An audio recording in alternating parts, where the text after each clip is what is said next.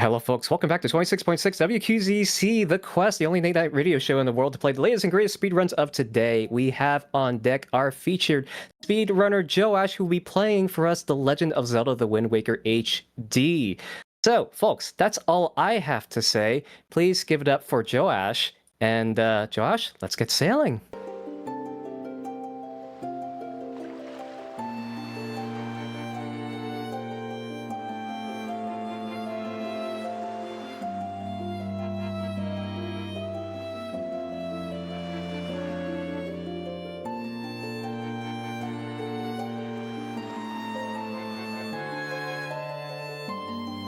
Oh, I could not hear anything. Hello, everyone. All right. So, welcome to Wind Waker HD 80%. I hope you all are ready for a very exciting run here. I've been looking forward to doing this, and I appreciate you all for staying up late for this run, wherever you may be. And before I begin the run, we're going to be doing the first trick of the game pretty much right away as we begin. And I do want to say there is a bit of a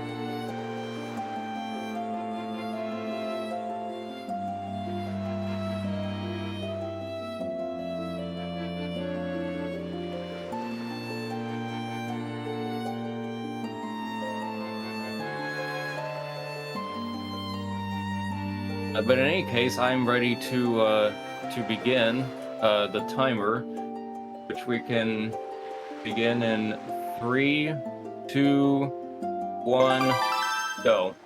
All right. Now, fortunately, in the HD remaster, we are able to skip the lore. Otherwise, it'd be a good 4 or 5 minute wait of just going through the lore of the game. We cannot normally skip other cutscenes. Just the intro cutscene. Now, notice I said normally, but we'll get back to that in a bit. So, the first trick we're going to be doing is called the manual super swim, or what we like to call MSS for short. So basically, when you're in water and you turn around 180 degrees, so basically you're facing one way and you turn the opposite direction, Link will turn that opposite direction in one frame. But what happens is that when you do that, you gain a little bit of backward speed for a single frame. Or more specifically, you get -3 speed. Now, if you were to turn around and then turn around again on the next frame, you actually begin to stack that speed. And what we're actually going to be doing is we're going to be performing the manual super swim, which is basically just slowly building up speed so that we can do a super swim. And so we're stacking that backward speed. So I'm going to have to focus a little bit here because this is one of the hardest tricks in the game. This is probably the part I'm most worried about, but we should be good as long as we take it pretty safe here. So yeah, a bit of a flashing warning because we're going to be pause buffering a lot to ensure we get these frame perfect turnarounds. And I will explain the rest of the trick as well as we go. There is a second part to this, but we will get to that when we get to that.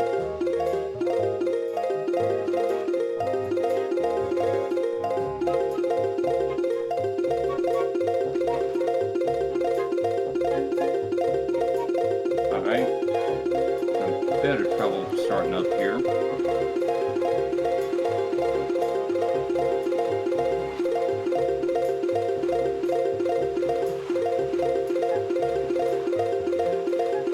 You can also notice you'll begin to notice that Link is slowly starting to move a lot more chaotically as we build up speed here.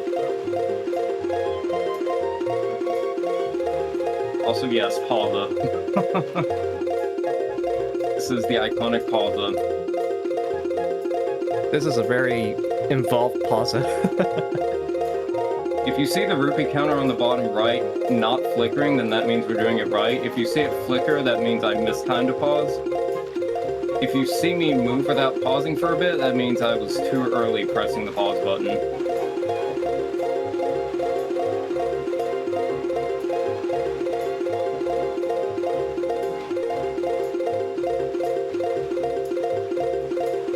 Also, the rock up here is able to give us an air refill, which is actually a very good thing for our uses here.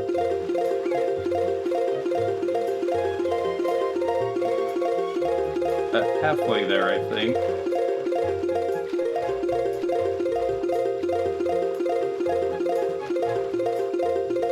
In a little bit of trouble here, so I might try to focus up a bit more.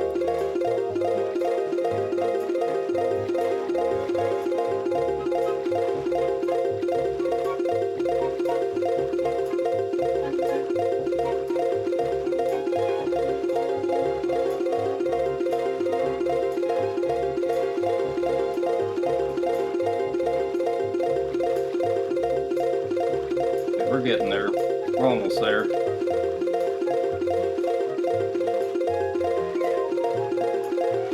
Not too much longer.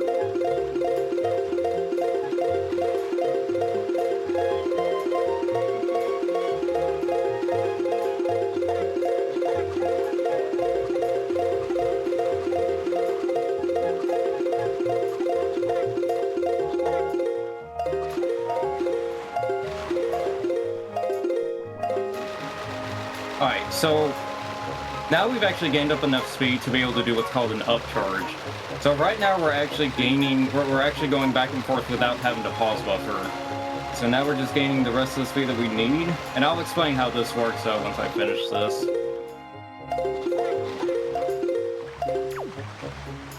Alright, and with that, we are off. We have done it.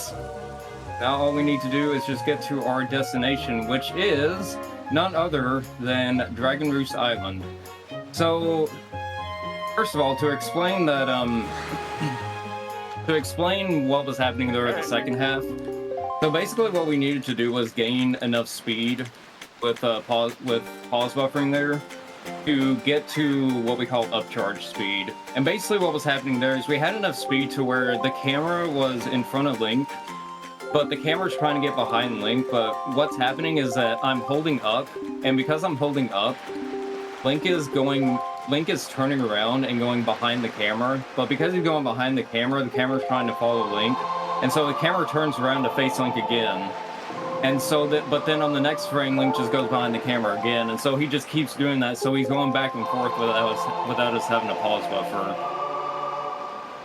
And so that's what allowed us to gain the rest of the speed without pause buffering. And with that, we have made our way to Dragon Roost Island. No items, no nothing. Our first item, fittingly, being the Wind Waker. Alright, so for a little bit here, things are going to slow down just a bit, which you know is pretty good, considering we just did pretty much what is essentially the hardest trick in the run. We also do a cool little jump there we like to call rock skip, or as some of us might call it, Jerry. Because we love making very cool random names for some of our tricks. Shout out to a trick called Great Britain, which is literally just a jump. But I guess now would be a good time to get some preliminary explanations out of the way. First of all, you will notice that we are playing on the Italian version of the game. The two fastest languages for this game are Italian and Spanish. So, basically, if you're on an American or on a North American Wii U, you have access to a specific selection of languages. And for North American Wii U's, you would select Spanish as the fastest language for speedrunning, because you can change your language in the Wii U settings. On a European Wii U, it would be Italian. The fastest overall, though, is Italian. I am running on Italian. I am an American, but I am playing on the European version. But Spanish is only like a couple seconds slower. Maybe a few seconds slower, but it's not that big of a difference. Yes, rock skip or Jerry, or rock hop, as some people like to call it. So yeah, we're actually here at Dragon Roost Island but we're actually here for one specific reason. Now, some of you might be thinking, oh, we're coming here to beat the first dungeon. We just got to the first dungeon as fast as possible. And while it is true that we could beat the first dungeon, I will go ahead and spoil that we won't actually be finishing Dragon Roost. No, we're actually in here for something very specific that is going to allow us to completely break the game wide open. But first we gotta do a few small side quests here in order to get into Dragon Roost. We gotta deliver this letter to Kamali for Medley.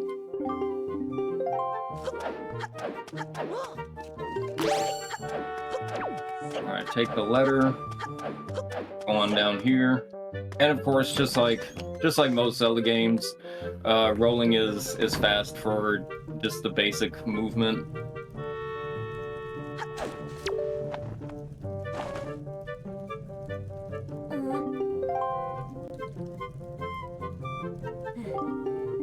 So he's gonna read the letter.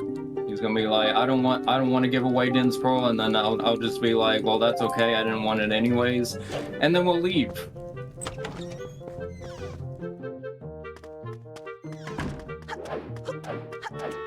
So now with that, now we're gonna head over to Dragon Roost Cavern, which casually is the first dungeon of the game. And like I said, we're in here for one very specific reason. Now, there is something important to mention here. I don't have a sword or a shield. And normally, by this point in the game, on a normal playthrough, I have both of those things. However, I have none of those things. All I have to my name right now are my pajamas, the Wind Waker, and a delivery bag. Which is not really the most ideal things to have when you enter a dungeon. However, we're going to take some inspiration from Breath of the Wild and do combat inspired from that game. And you'll see what I mean here in a bit. But you can actually beat this entire dungeon without a single item. Well, except for you will need the grappling hook, of course. But as far as items you bring outside the dungeon, you do not need anything. We do get this bottle from Medley. This is the only time we use said bottle, so let us appreciate its one good use. So fun fact about this boulder, this is not a regular old boulder. This is a very special boulder. This boulder can only be broken by a bomb flower. If you were to bring regular bombs here to try to blow up this boulder, it will not work. Every other boulder, it will work and it will break, but not this boulder. No, this boulder is, it quite literally is built different. It is a rock. It is a rock. A rock that does not care about your bombs. Alright, so we get to do our tryouts to the NBA here. Got some basketball. Alright, and like I said before, we have no sword and shield. So how are we going to deal with the combat that's in this dungeon? Because there is some combat that is required. Yes, it's not just a boulder. It's a rock. Alright, so we're going to take this pot here. And we are going to chunk it at our enemies. And then we are going to take our enemy's weapon. In true Breath of the Wild fashion. Yeah, that's one room down with no items. But Joaish, you need a sword to break the wooden thing here. That is true. That is very true. However, this rock, I think, will serve as a good alternative. And we picked up the rupee. There is no significance to picking up that rupee, but I always think that rupee brings good luck. So we're going to say that it brings a good luck for the rest of the run. Alright, so Dragon Roost Cavern, while it is probably the simplest part of the run, I think the movement has always been like really interesting to me. It's pretty cool what you can do to like optimize just the very basic movement in here. There's a lot of very like small things we do in this dungeon to speed it up. We do a little cutscene skip here. Normally, the first time you throw one of those in the lava, it'll do a special cutscene where it shows you the like lava platform forming. But if you have your camera a certain way, you can actually just skip it. And that's Fred. That's our buddy Fred. We're gonna take Fred's sword after using one of his own pots to attack him. I got a key.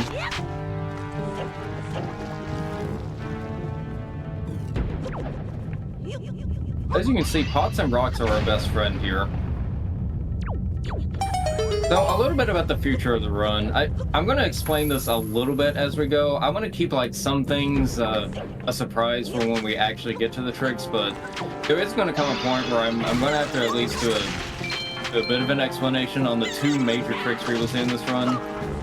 But just know that there are two main glitches that we're going to heavily use in this run. And it's at least what I would consider the two most broken glitches in the game. But one of the first major broken glitch is called item sliding, and the reason why we're here in DRC is to be able to do item sliding. Item sliding lets us go very fast. Now you might be saying to yourself, well, that's not very descriptive. That's what every trick is for in a speedrun, is to go fast, and that is true. However, I actually do mean this quite literally. It is to go fast.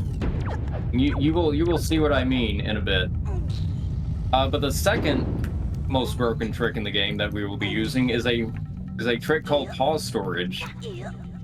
And fun fact, I'm actually going to be playing with two controllers this run. So I'm playing on the Wii U gamepad. This is being played on. I think I mentioned it before, but this is being played on a Nintendo Wii U. I'm currently playing on the Wii U gamepad. However, I will also be doing this run on the Pro controller as well. And I do have some very special fun facts to say about the Pro controller when we get there. But there is one, but pause storage actually requires us using both controllers. But more on that when we get to it. But item sliding lets us go fast, and I guess I'll go ahead and say that pause storage allows us to skip cutscenes, because you may remember that I said at the beginning of the run, normally we can't skip cutscenes, but this is not a normal run. This is a very, very broken run. And while the only thing that's been truly broken in this run so far has been the manual super swim, that's only just the beginning. Alright, so we're gonna pull a classic wrestling trick here. We're gonna take this stool and we're gonna give him the chair.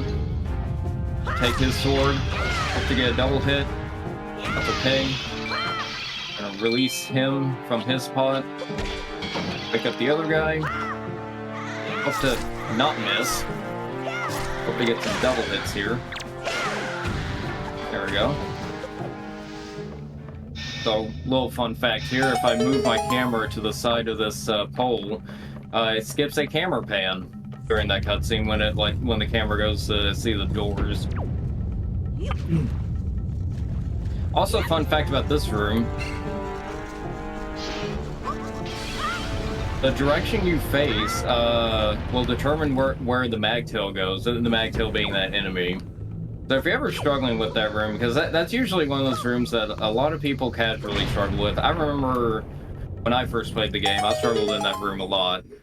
But if the magtail is not attacking you, the direction you're facing is where the magtail will slowly go. So you can kind of control where the magtail goes in that instance.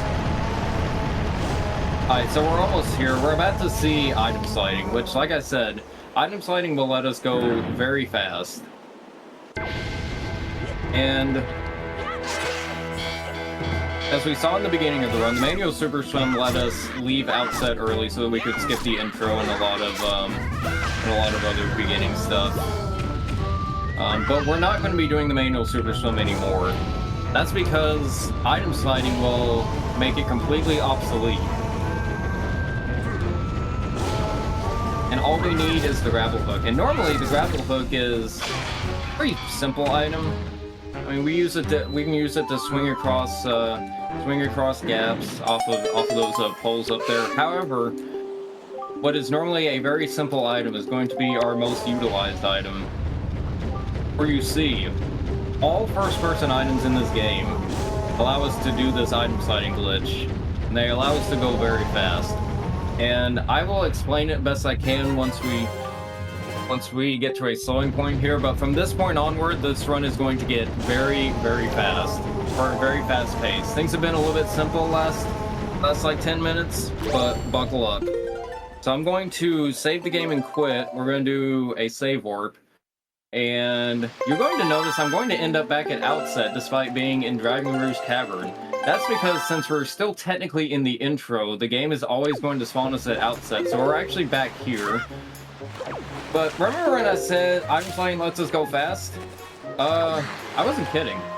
This is item sliding. Yeah, so basically any first-person item allows us to do this item sliding glitch. The basic explanation for it is if you go in one direction, if you start walking in one direction, and then you pause and then hold very slightly in the opposite direction, the game is supposed to divide your speed, but instead it multiplies it. So every single frame, your speed is getting multiplied by 1.3, I believe it is, or 1.2. It's one of the two numbers.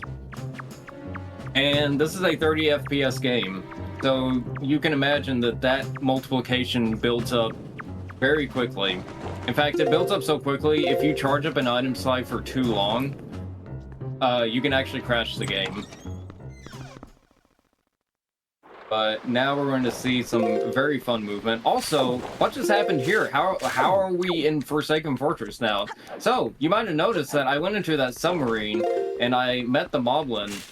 And now we're in Forsaken Fortress. Well, those moblins act like the moblins in Forsaken Fortress where they'll catch you if you don't have a sword, which we don't. And so that allowed them to catch us and throw us in jail.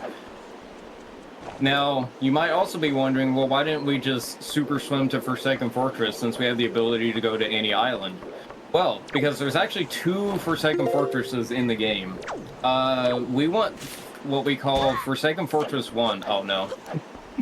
We want what's called Forsaken Fortress 1. Forsaken Fortress 1 is the first version of Forsaken Fortress where you sneak around and try to avoid the moblins and get your sword back. Forsaken Fortress 2 is the one that's actually on the overworld, and that's when you make the second trip back and go fight Helmrock, and you have Phantom Ganon there too. We can skip a cutscene here by hitting the moblin here, or the Bokoblin rather. And because we did that also, he can't see us. Also, we're about to see pause storage, but before we do that, we have to do a very special clip called the FF1 door clip. And this is actually a very precise clip that we're doing here. I have to do a roll at a specific time. Alright. Oops. Okay, I missed it there. I was a little late on the roll. But basically, it's a very precise clip that otherwise, if I just let myself clip through the door normally, I just clip through the door like you saw there. But if I can get a rollout on a specific frame, then I can actually end up inside the door.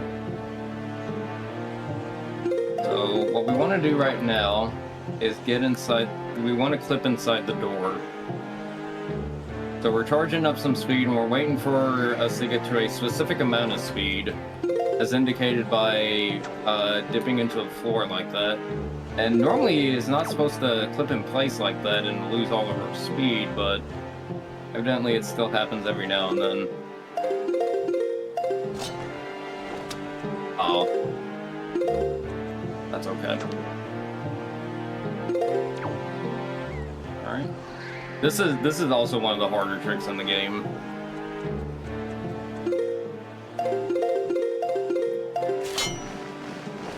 Oh, come on now. Come on now. I was getting this just fine in practice. That's okay though. This one is definitely pretty particular.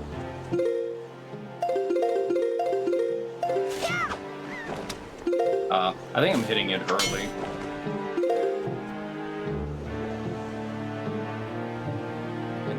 down a bit too quickly.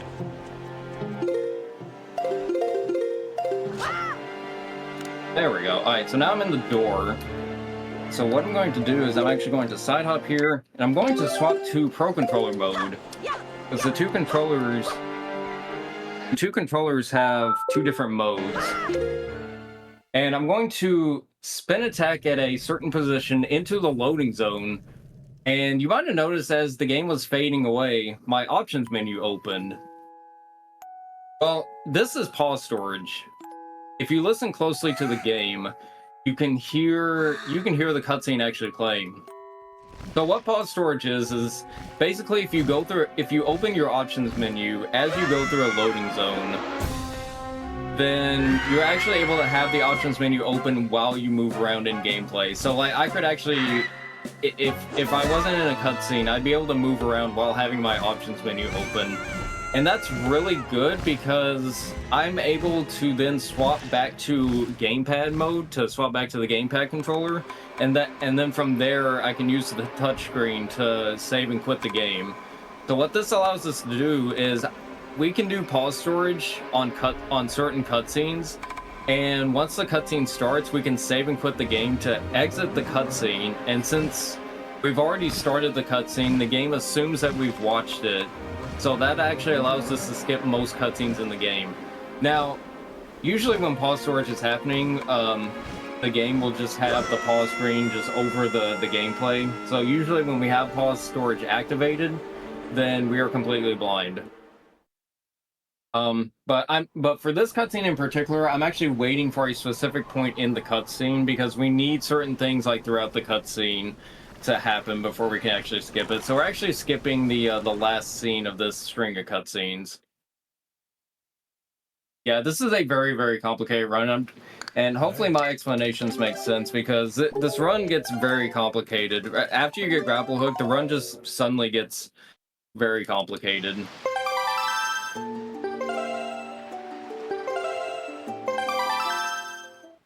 Yeah, also just to clarify, I have all my items on the gamepad touchscreen here that I can equip, and that's also where the save button is as well. Alright, so now we're in a new state of the game. So right now, anytime I save warp, I'll actually end up back at Windfall at that little cove there. But what I'm going to do here is I'm actually going to swim to the edge of the map, so I void out. And what that's going to do is that's going to allow me to get into my boat, and that will actually set my spawn to be normal. So now that I've entered the boat, which I couldn't do before because I don't have sail, now this allows me to spawn wherever I'm actually at, which is important for a couple of things coming up. So now my game state is normal. I'm going to spawn wherever I'm actually located instead of just spawning at one specific location. And so this is the collection part of the run. So we're going to go around the overworld and collect a few very important things. So first off, this is a fairy island. And this is also tree clip. We have to do a certain setup here in order to clip through the tree and enter into the fairy fountain. And mainly the fairy fountains all have upgrades to either the bow or the bomb or the bombs. In this case right here, we're getting a quiver upgrade. Now we don't have a bow, but we will actually be getting a bow later. But the way we get a bow will not give us a base quiver, so getting this will actually allow us to use arrows. And so we're actually going to do this again, but at a different fairy fountain. Because we also need a bomb bag upgrade to be able to use bombs. Because we're going to get the bow. We're going to get the bow and the bombs in a very unconventional way. Or so the bombs are very unconventional. The bow is conventional, but unconventional for the way we're getting it. Okay, so we have somewhat of a tricky super swim here. It's also worth noting that in order for me to super swim into the water, I have to actually ease myself into the water. if you have a lot of speed and you hit a sharp decline, then you actually lose all of your speed. So I have to ease myself into the water in order to not lose all my speed that I build up. So we're going to do tree clip again. Because normally we can't get into these fairy fountains without their respective items. But there we clip through the tree again. And this time we're going to get the bomb bag upgrade. And so again, if I did not get the quiver or the bomb bag upgrade, whenever I go get the bombs and the bow in the way that I'm getting them in this run, then I would have 0 arrows and 0 bombs. I'd be unable to use them.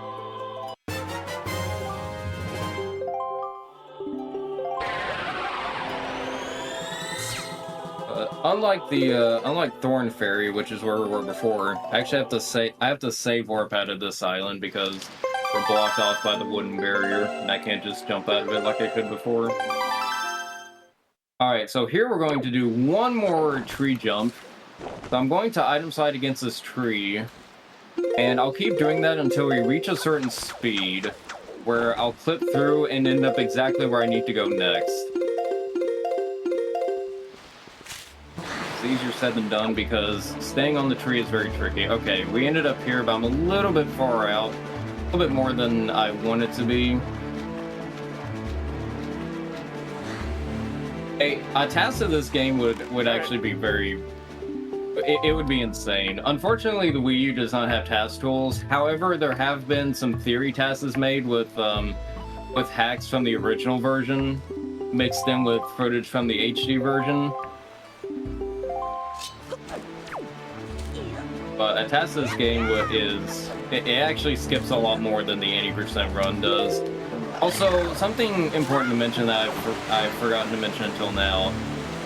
Actually, I'll hold off on that until later. Because we're actually about to do pause storage again. And this is the one pause storage in this run where we actually get to do some blind movement.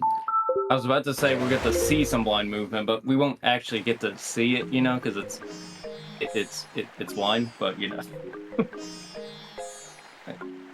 You guys have seen blind speedruns before.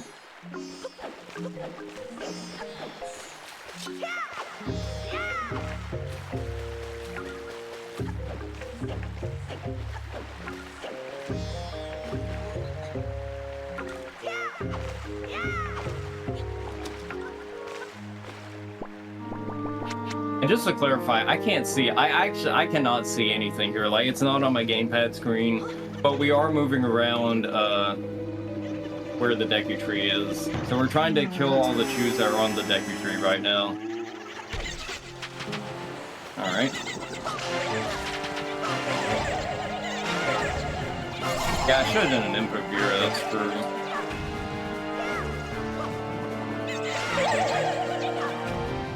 I'm just doing a bunch of spin attacks to kill all the chews, and there we go. So now we've started the cutscene of talking to the Great Deku Tree, but I'm going to use pause storage to save and quit out of the cutscene, thus skipping it. So now we don't have to watch the cutscene of the Great Deku Tree talk to us about going to Forbidden Woods, saving Makar. I know a number of people in my community would prefer I don't save Makar. But you know, to each their own. But we're here right now to get we're mainly here to get the leaf. We're not actually going to go into Forbidden Woods, we just want the leaf. The main reason, so we want the leaf for 2 reasons. So one, the leaf is just a good item in general for a number of things. But the biggest reason we actually need the leaf is because the leaf gives us magic, and we need magic for stuff later in the run.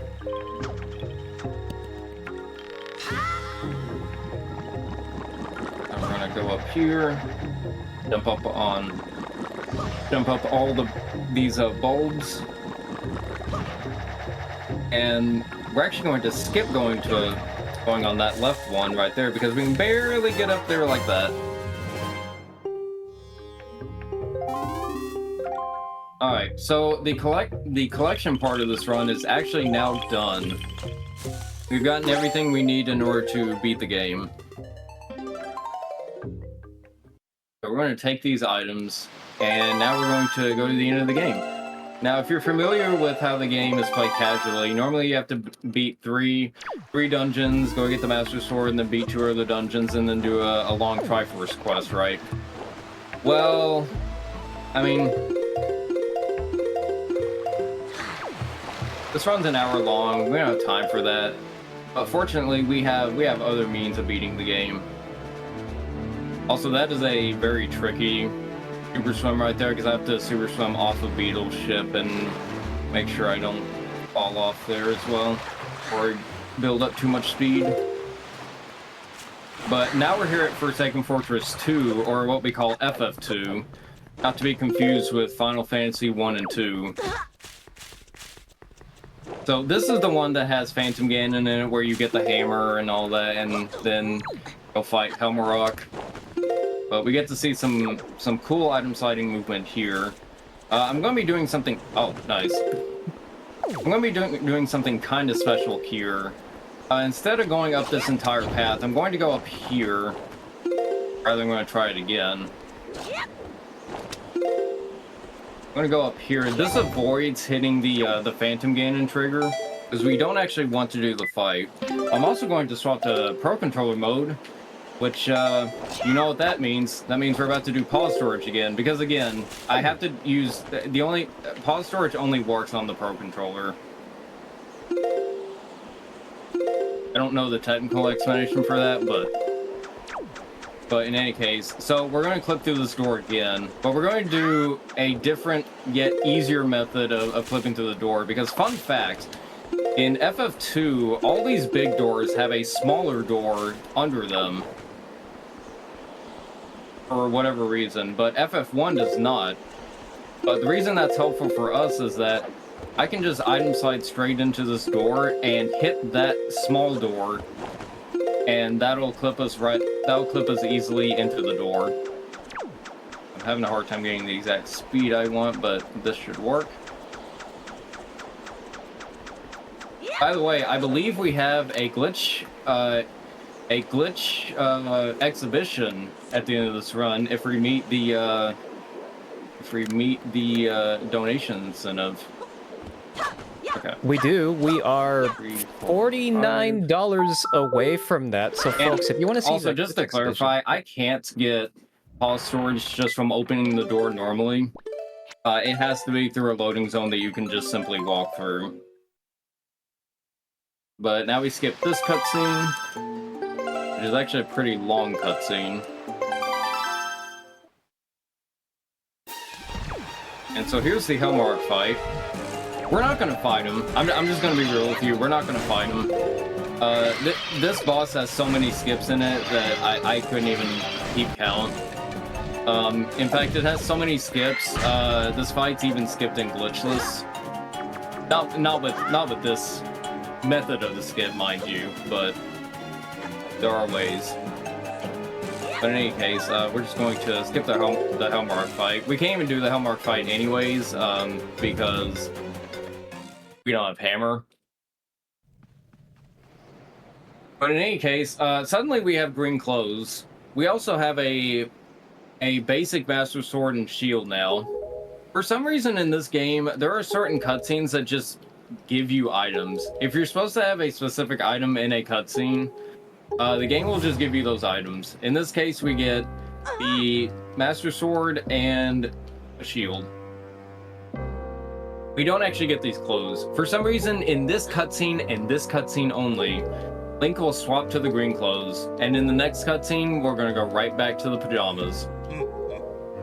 So, I was talking earlier, don't mind me rambling here, but I was talking earlier about the differences between this game and the original GameCube version. The two games have very different speedruns, because they also have very different glitches. The original version of the game does not have item sliding, and it also does not have Pro Controller. The reason item sliding works is because of a feature they added in the HD version, which lets you move around while you're holding an item in your hand. And then pause storage has to do with Wii U specific features, like using the touchscreen and whatnot. But the original game has a glitch called storage, which was actually patched in this game for the most part. But that one's used to climb up walls. Like, simply put, some of its uses range from climbing up walls, going through walls, changing your collision to get through walls, skipping some minor cutscenes. It has some fancy usage or uses.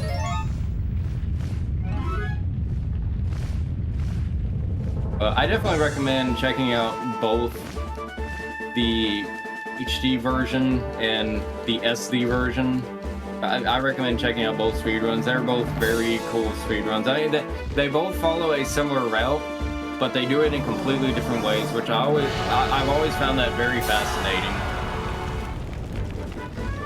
Which, speaking of tricks, we're about to come up to the most iconic trick in most of speedrunning, really.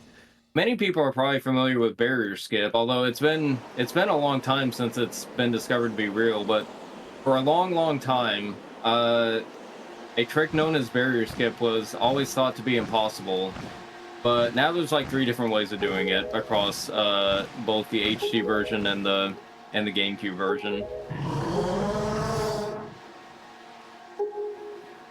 But barrier skip is basically barrier skip is skipping past the barrier that blocks off our access to the final boss.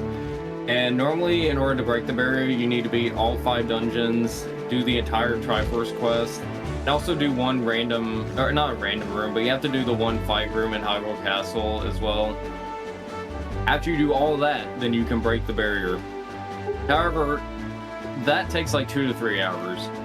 So we're not going to do that. Instead, we're going to take advantage of a very precise clip, although it probably won't look that precise because we have a very nice setup of making it really easy. So there's 2 parts to this trick. The first part we're going to do, well, first of all, we're gonna clip through Hyrule Castle because why not?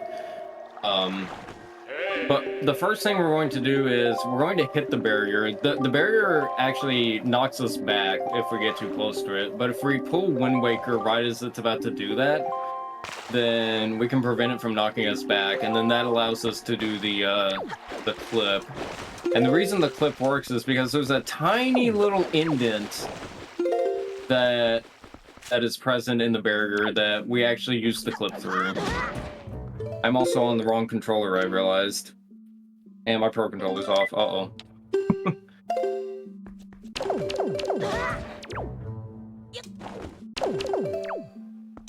Alright, so here's barrier set. So we got the damage part down. So we'll charge up an item side. We're getting this little corner. It's a little hard to see, but there is that corner there. Okay, I didn't charge up enough speed, I guess. And I'm using my shield to do a slight turn. Okay, I'm gonna do this setup again.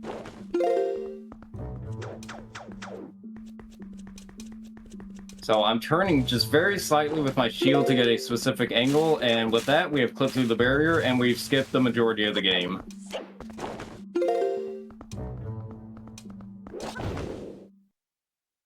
Alright, and into Ganon's castle we go.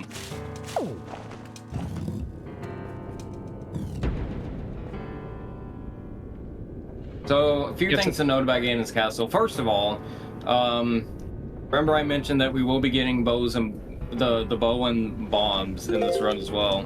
We're about to go get bombs, but we're going to get it in a very funny way. So we're going to go into the Earth Temple trial. And there's a few, like, ammo drops in these booms, including a bomb drop. That is the only bomb drop in the entire game that is actually in the game before you have bombs. And for some reason, picking up that drop just gives us bombs. And because we have the bomb bag, we can use the bombs.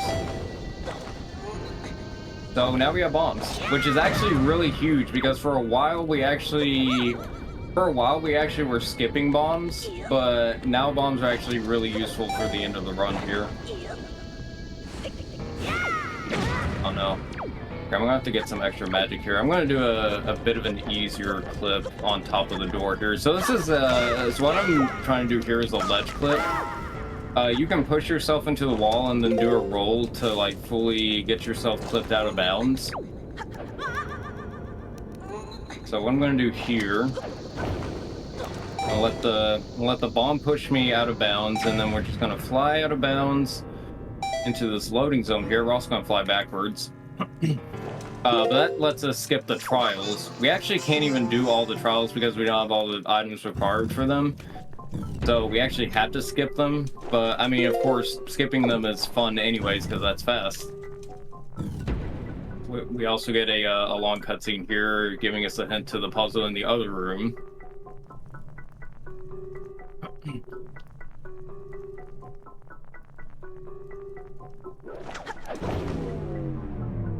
Alright, so we're gonna go down here into the maze. So this is where we're gonna get the bow. This is where we get the light arrows. This is how we're gonna get our bow. Also, this maze has a predetermined order every time, so it's always go backwards to the left, straight, left, right, straight. So this maze path is the same every time. But fun fact about the bow, if you get the light arrows, you also get the fire and ice arrows. That's because the bow is counted as 3 different items. You have the regular bow, then you have the bow with the fire and ice arrows, and then you have the bow with all 3. Also, I kind of did that incorrectly, but it worked out, so. This is where we're gonna get the bow. This is why we needed the quiver.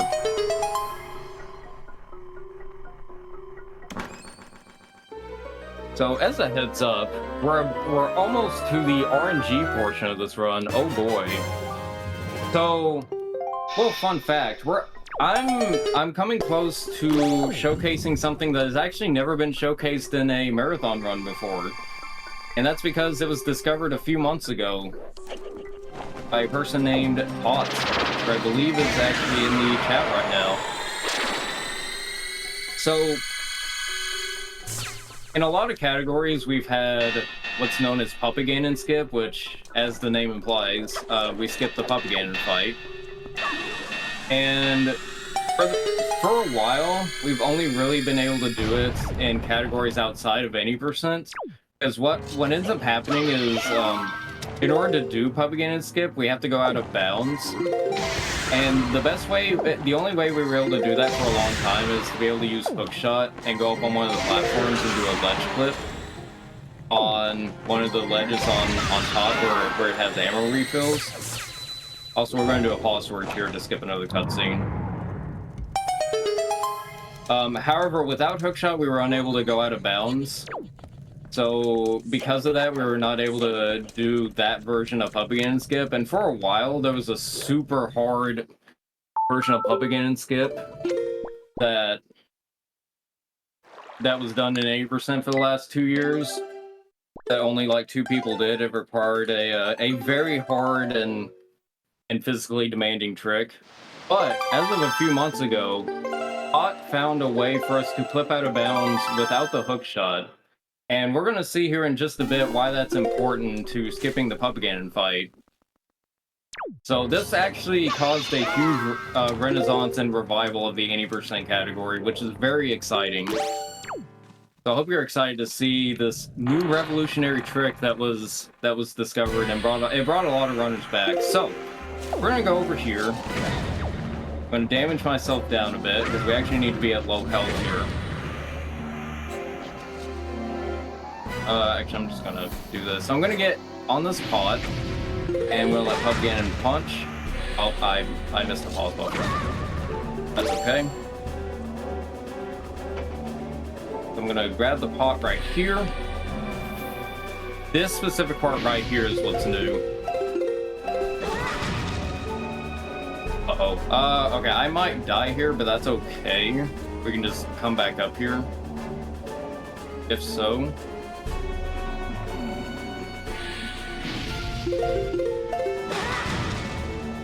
Oh no. Okay, well the clip did not work. Okay, so we're gonna try that again.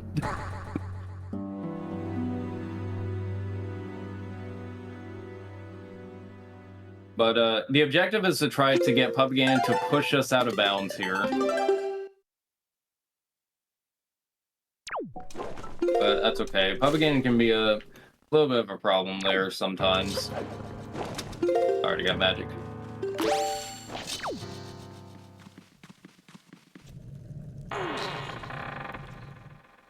Alright, so let's try this again.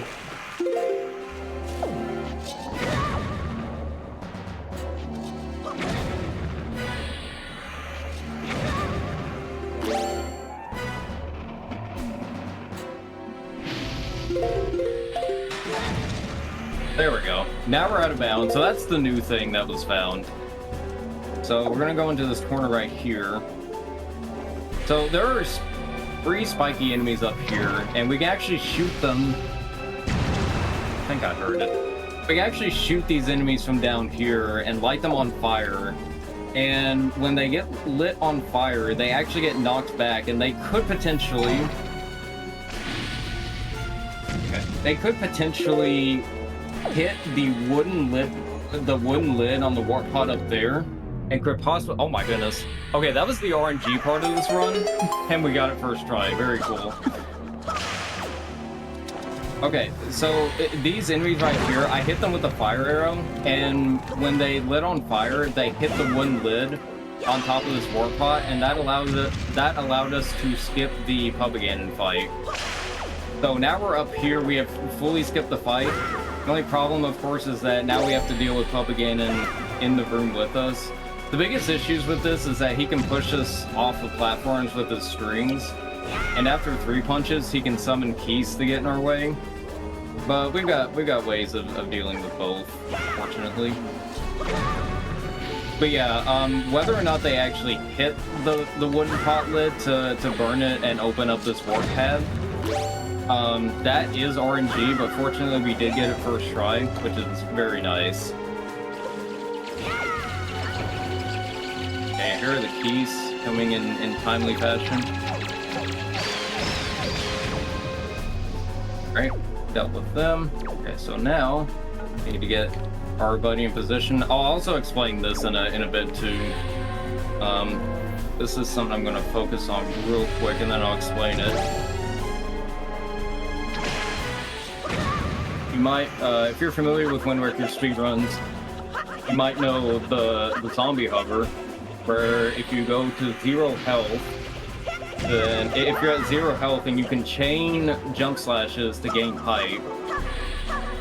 We're gonna do a pause storage here. Okay, so let me try to catch up on explanation here. So what we did there is I stabbed a morph and had it latch onto me at the same time. And what that did is it made it to where it's guaranteed to... Oops. It made it to where it's guaranteed to drop a heart. And so what we did is we positioned that morph... those enemies are called morphs. Also. But we put the enemy up there so that we can drop a heart. So after we do the zombie hover, we can heal. Because otherwise, if we do a zombie hover and then land on the ground, then we die. But a more technical explanation of the zombie hover as well is that when we're dead, we have a small window where we can do a jump slash. But what happens is that the jump slash will not finish. Like, the jump slash will start, but it won't finish.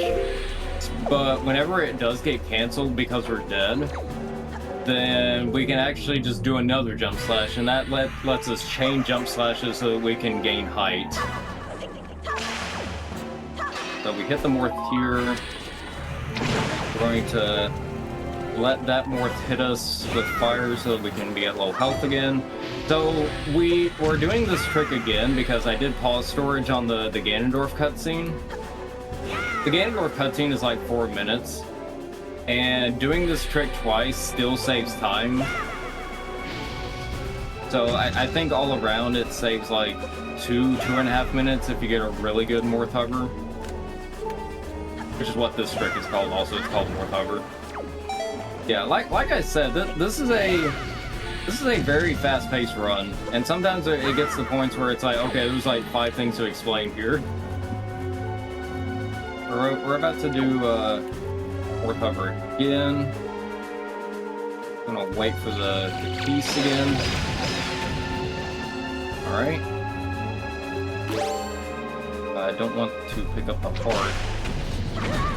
Okay, they're not near.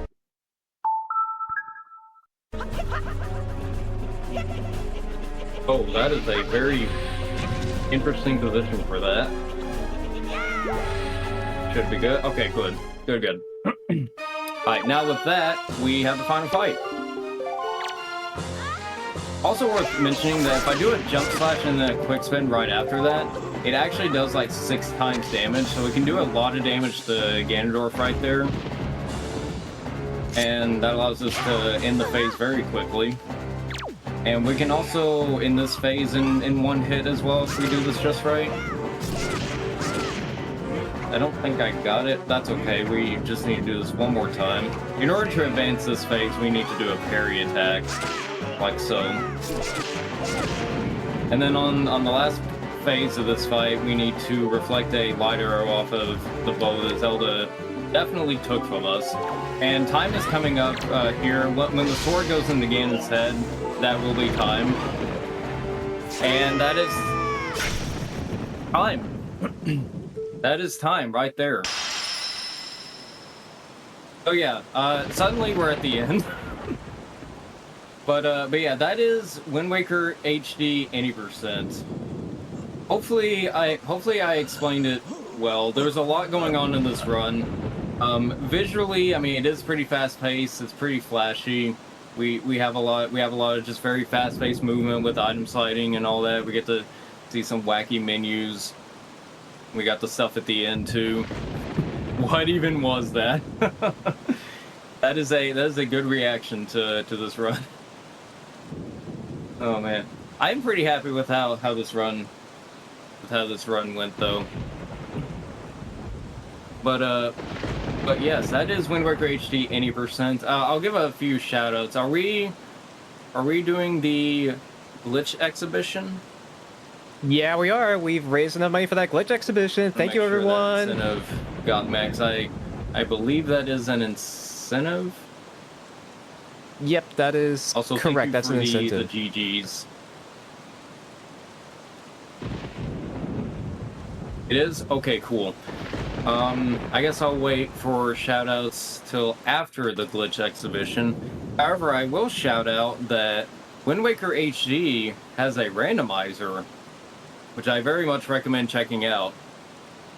And the reason I bring that up is because I'm actually going to swap to the randomizer because it has a convenient save file for me for our purposes here.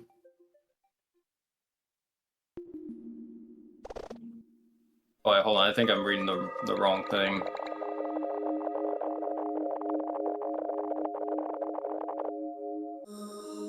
I'll move over here.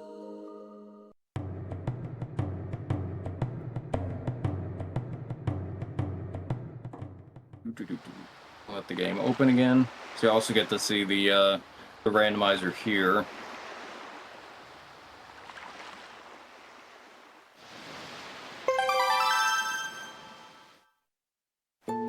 Also, I don't know if we're doing a timer for the glitch exhibition.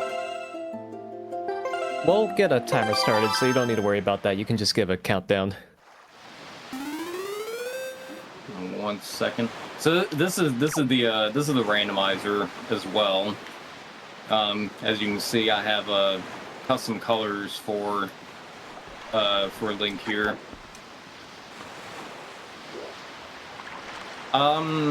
I think I'm seeing talk about an estimate. So the estimate will be about 10 minutes. I think 10 minutes. Shouldn't be too long. I'll have a few things to showcase here. Alright, so I'll wait to see if we're starting a timer. I believe we're starting a timer for this. And if you guys are ready, then I will count us down for the glitch exhibition. I've got a few things we'll show off here. We'll show off a few small things and some other like neat little clips and one of the cool little clip we can do with item sliding. Alright, so if you guys are ready, I will begin the glitch exhibition in 5, 4, 3, 2, 1, go. Okay, so first thing we're going to do, we're gonna show off a very very funny little glitch here that was actually used in the GameCube version to unload memory. In this game, it's kind of inconsequential, but visually it looks very goofy. So what I'm going to do is I'm going to pull the bow out here, and I'm going to pull sword and bow rapidly while I'm in the air. So I'm going to do this. So as you can see, I have an arrow stuck to my hand. As you can see, this arrow is stuck in my hand. Like, even if I shoot another arrow, that arrow is still there. And what we can do is we can also stack it. You can also see it on the edge of the screen here as well. So I'm going to take a fire arrow now and do that with a fire arrow. Oh, now we got a fire arrow on our hand too. See, we got a nice little fire arrow. What if we add an ice arrow to that too? Now we got the fire and ice arrow. Oh my goodness, now we just have all the power. But what if we could go even further with the light arrow? So now we have the ultimate arrow, which really is just still a regular arrow. This is purely visual, but it is kind of cool, like imagining what an ultimate arrow looks like with all the elements on it. It's like very, very shiny as well. But with that in mind, let's move on to our next thing. So storage is the glitch that got patched in the HD version. However, in the randomizer mod, it was actually patched back in, so we can actually do some cool things with storage. I'm not going to show too much with storage. I'm mainly going to focus on HD stuff, but I do just want to show that we do in fact have the storage glitch in the randomizer. We can get a good view of our ultimate arrow here. So this is storage. We're able to move around with Wind Waker in hand, and this is how the GameCube version does Super Swim, by basically doing what we were doing with the manual Super Swim, just with the Wind Waker. Okay, so next thing we're going to show is we're going to show what's called an odd shot, and to do that we're going to swim over to Private Oasis. Head on over here. Go up here. We're gonna take our ultimate arrow with us, at least until we go into another loading zone. It's kind of lagging the game a bit too. But so here we have the cabana. Normally you need the cabana D to get into the door. But let's say we don't have the cabana. Let's say we wanted to just break in here. So we have to do kind of a special item slide here. So we're going to do what's called an odd shot, where we can actually have our body go under the ground. So we have odd shot and we have weird shot, and it kind of just depends. It's like a weird like visual thing that happens when you item slide against certain objects. But what we're going to do is we're going to do a kind of a particular item slide against this light pole here. And I'm gonna. Oh no! Oh, that did not work. Okay. All right.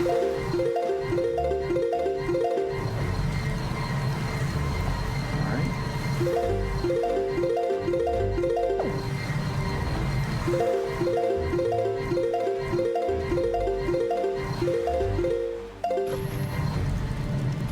All right. I gotta move myself in a particular way. So. Our legs are still up there. Those are our legs. We're very stretched down here. This is an odd shot. So we're still technically standing on the ground. It's just our body is like really far down. Oh, well, I messed it up. Okay, we were close there.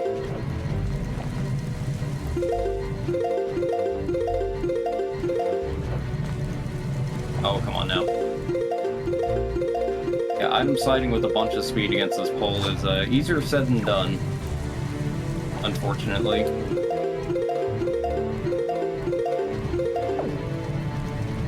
Come on now.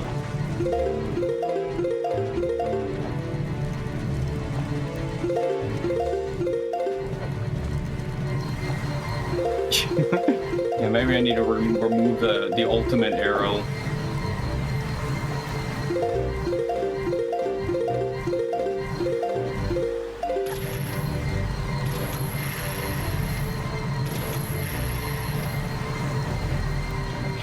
There, okay.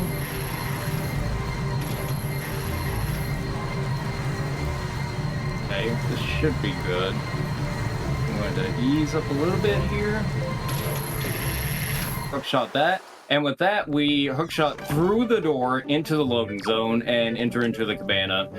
Also, we're here because we also have to give a shout out to Greylick Bread 1, who is the master at this slide puzzle. If you're curious on how fast you can beat all 15 of these puzzles, if you look at the category extensions leaderboard for puzzle percent, the current world record for that held by Greylick is very impressive, which I highly recommend going to see.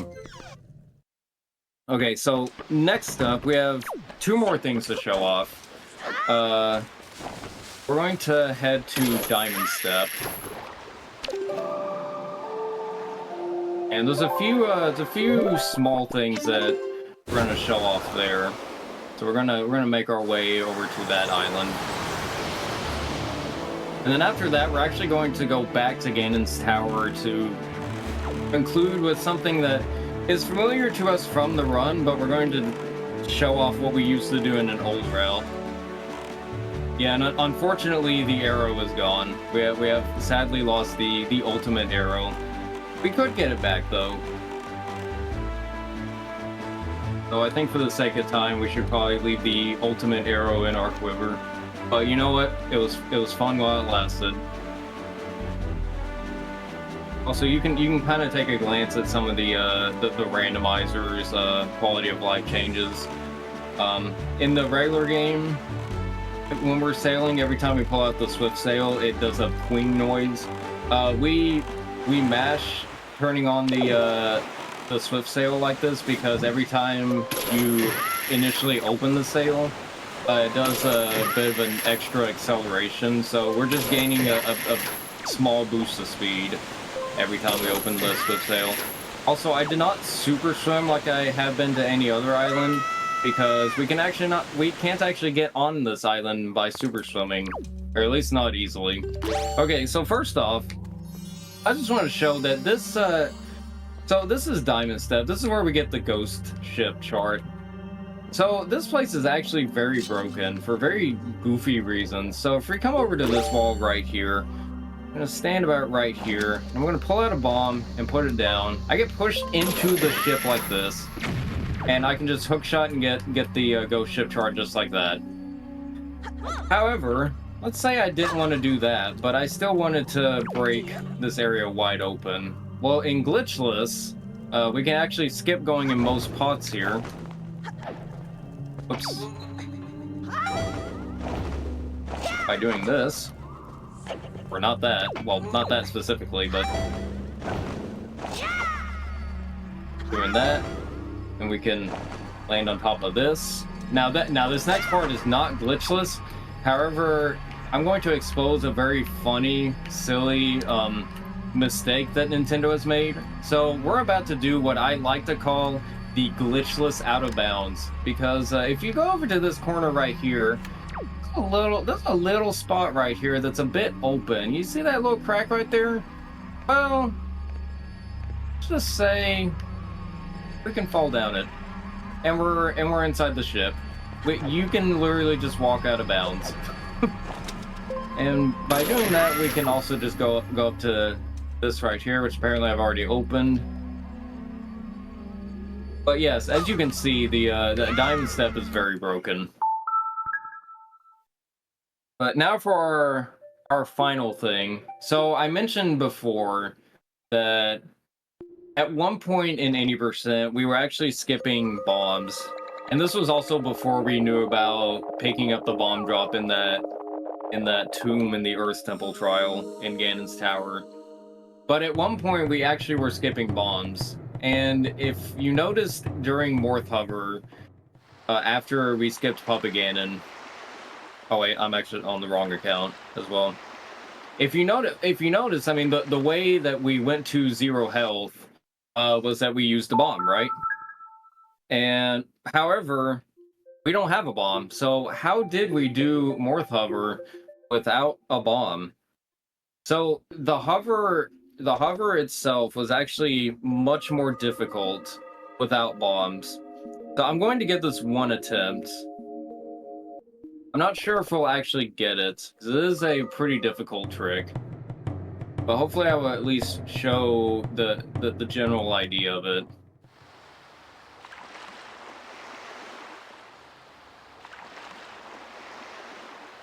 But this is a very flashy version of the of this hover. I believe it's this file. Yes.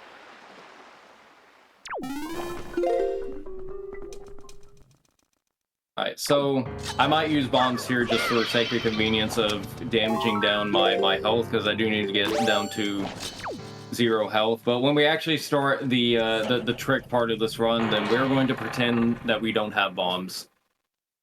And so also when we used to skip bombs, we also used to fight Puppet Ganon. So in our example here, we will not have Puppet Ganon bothering us. And so what I'm going to do first is I'm going to take damage from these enemies by shooting them with a fire arrow and then touching said fire, which is actually very important for this trick.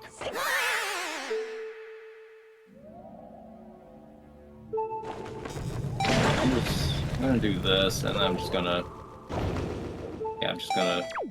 this. Also, yes, we can get crushed by the wooden plank there.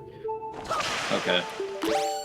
Alright, so from this point onward, we're going to pretend I don't have bombs. So during the run, you saw me do this trick, and I had bombs, and I used the bombs over there to start my hover, start hovering up there, get the heart.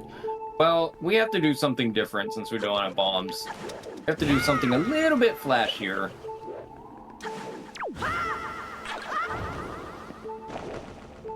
I didn't want to move that second morph, but that's okay. Now again, if I do miss this, then we'll probably just have to move on. But hopefully you'll get the gist of what's going on.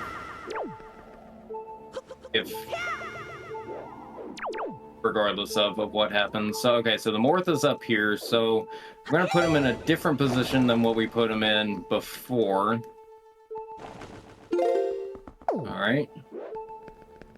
So now we're going to take a second morph, and we're going to take this pot, and we're going to go on a journey with our good buddy here. Ideally, I would use the other morph, but unfortunately, I moved the other morph.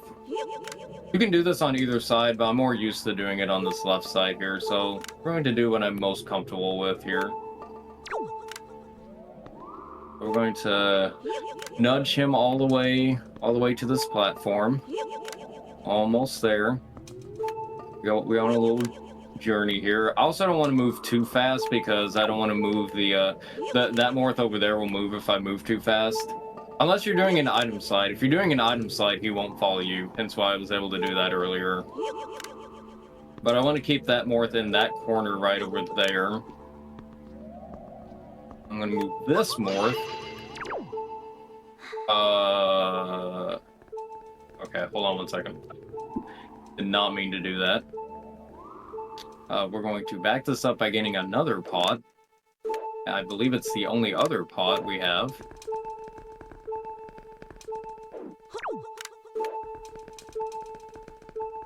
Take this.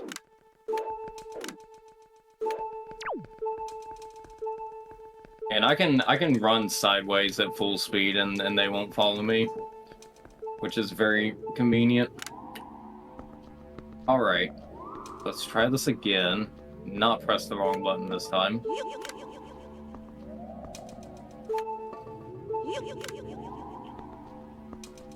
Almost there.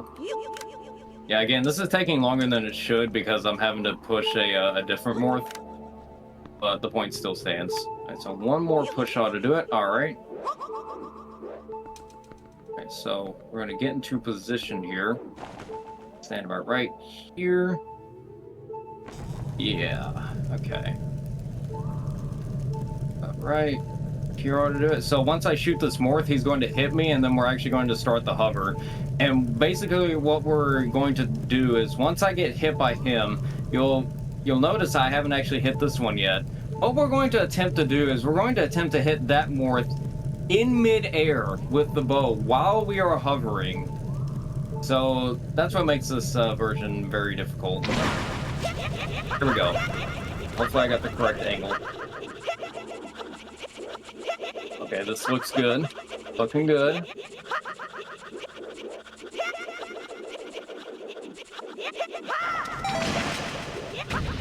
All right. Looking good, looking good. Well, it might be a little far away, though.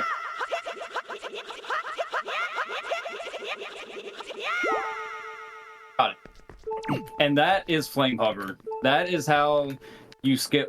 That is how you do this hover without bombs in 80%, or at least in an old 80% route. So yeah, so the reason we don't do this anymore, I mean, obviously we have a better way of getting bombs. But doing this without bombs, so technically it would be faster to skip bombs.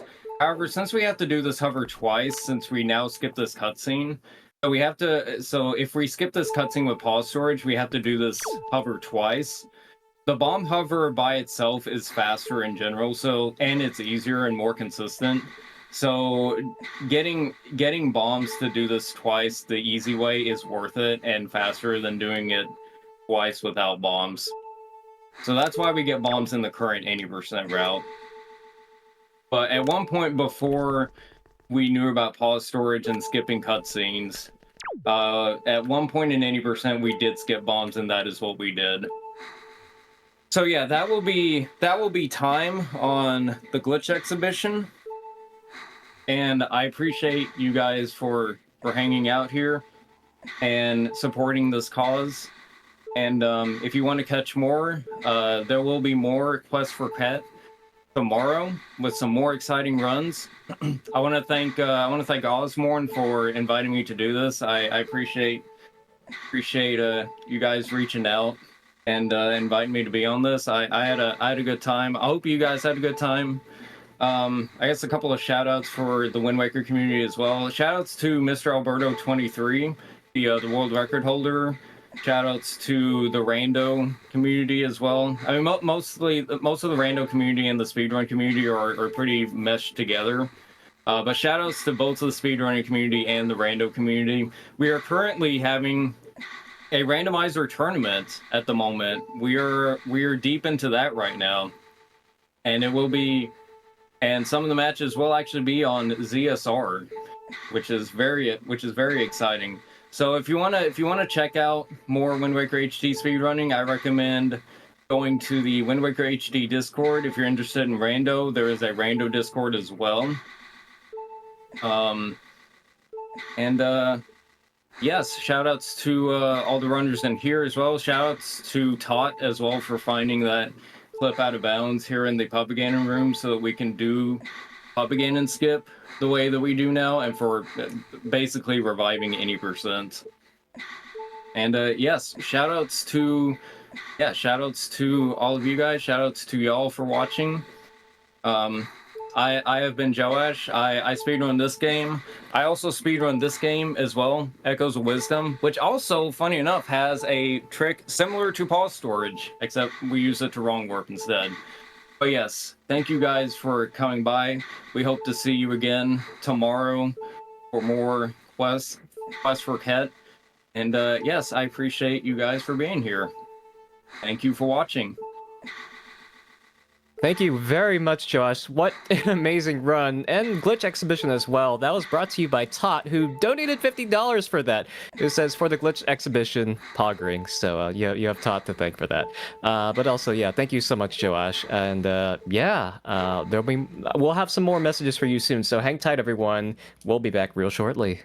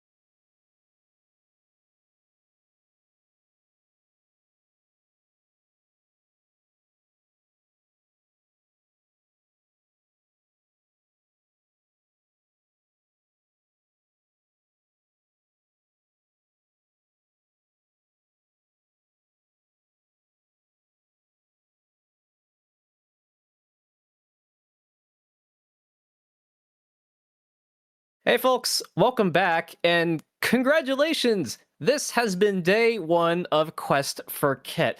What a sincerely just amazing lineup of runs. I've been watching this all day and it's been amazing seeing everyone run all this stuff. So, thank you to all the runners on day one. Thank you to all of you all here in chat for watching alongside us and donating to a very amazing cause.